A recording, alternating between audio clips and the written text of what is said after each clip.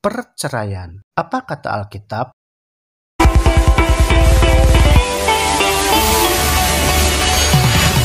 Di Alkitab, perkawinan itu adalah merupakan sebuah lembaga ilahi, salah satu perkara suci yang dilembagakan oleh Allah selain hari Sabat.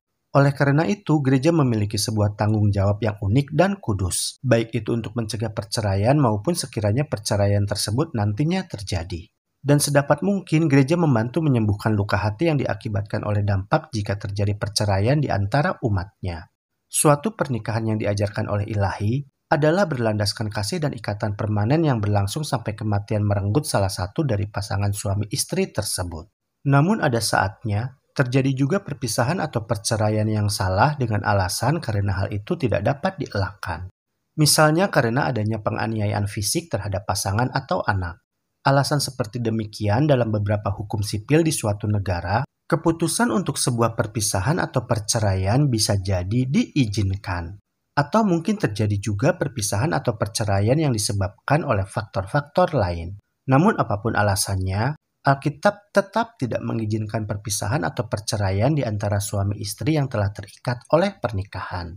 Perpisahan atau perceraian di antara suami istri hanya bisa terjadi bila mana disebabkan oleh adanya ketidaksetiaan pada sumpah perkawinan yang dilakukan oleh salah satu pasangan.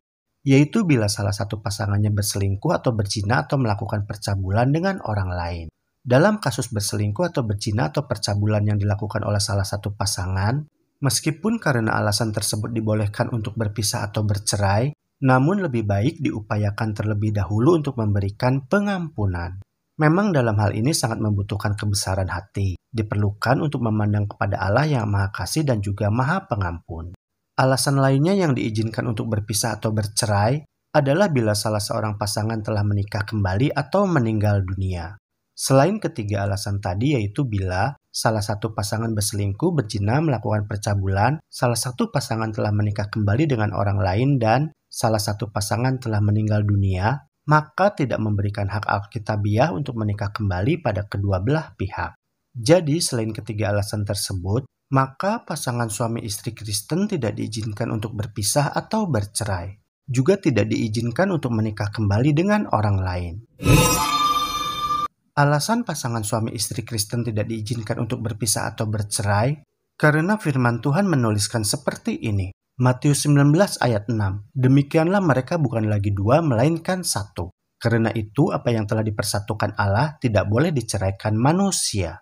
Pernyataan yang diberikan oleh Yesus di ayat tersebut adalah merupakan rangkuman seluruh pengajaran di dalam Alkitab mengenai perceraian. Pernikahan itu adalah merupakan hal yang kudus karena Allah telah menguduskannya.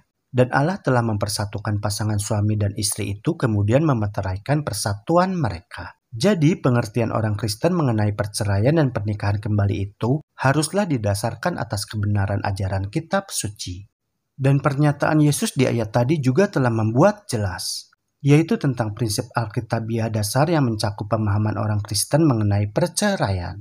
Dari awal, Allah bermaksud supaya sebuah pernikahan itu bersifat kekal adanya. Ketika suatu kali orang-orang Farisi bertanya kepada Yesus, apakah suami istri yang tidak cocok itu menjadi alasan yang cukup untuk boleh melakukan perceraian?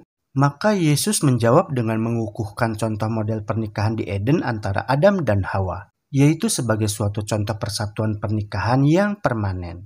Dan apabila Yesus juga terus didesak dengan alasan mengenai hukum Musa tentang perceraian, maka Yesus menjawab sebagaimana yang tertulis dalam Matius 19 ayat 8. Kata Yesus kepada mereka, "Karena ketegaran hatimu, Musa mengizinkan kamu menceraikan istrimu. Tetapi sejak semula tidaklah demikian."